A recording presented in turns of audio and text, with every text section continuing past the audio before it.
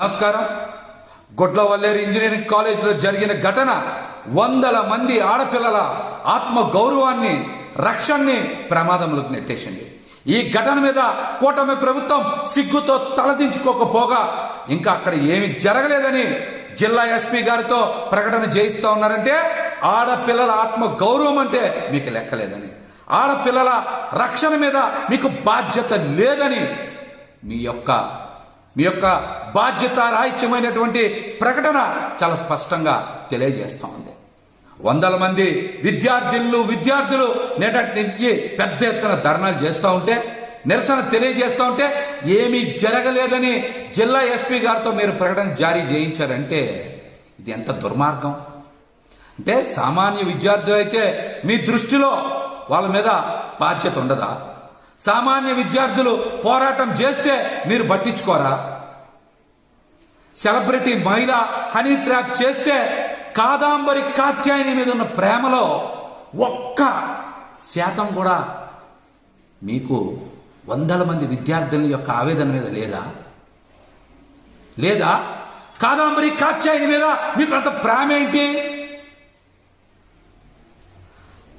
సామాన్య విద్యార్థుల మీద మీకు కనీసం బాధ్యత ఉండదా?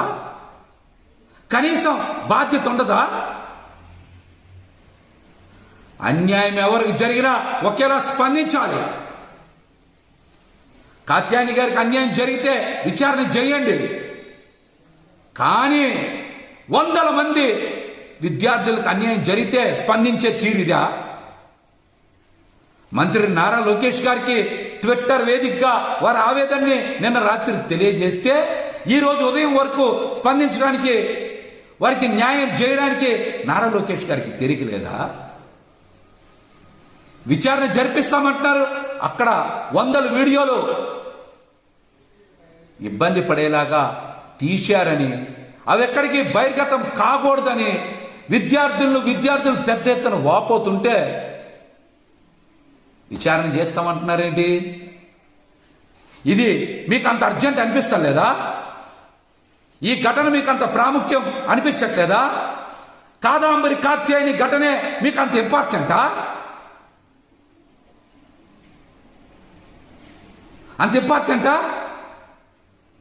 వందల మంది విద్యార్థులు జీవితంతో చెలగాటం జరుగుతూ ఉంటే స్పందించే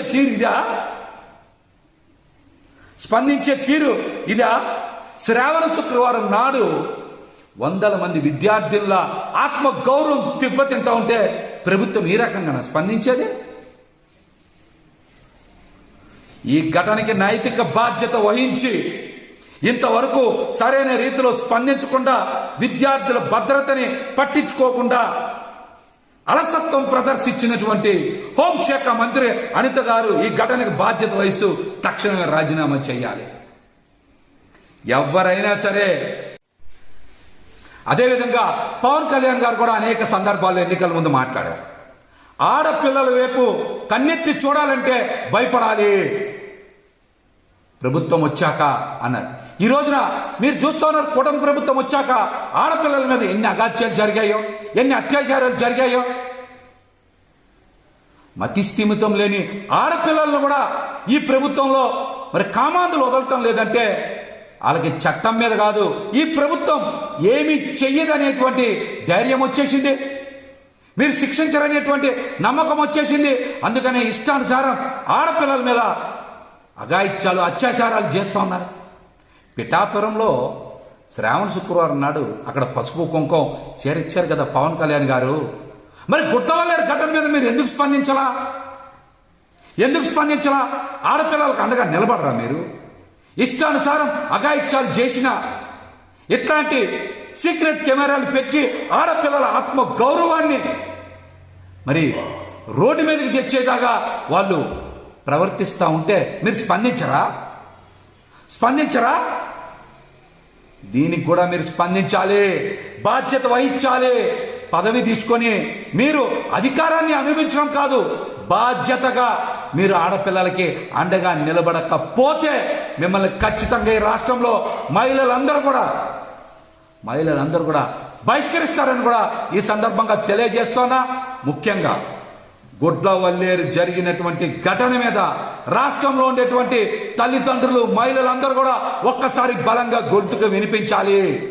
ఈ ప్రభుత్వం కళ్ళు తెరిచేలాగా మీరు నిరసన తెలియజేయాలి.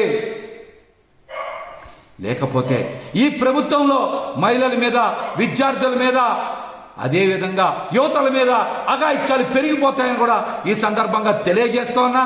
అదేవిధంగా జగన్మోహన్ రెడ్డి గారు కూడా మరి మహిళల రక్షణ కోసం దిశ చట్టం తెచ్చారు.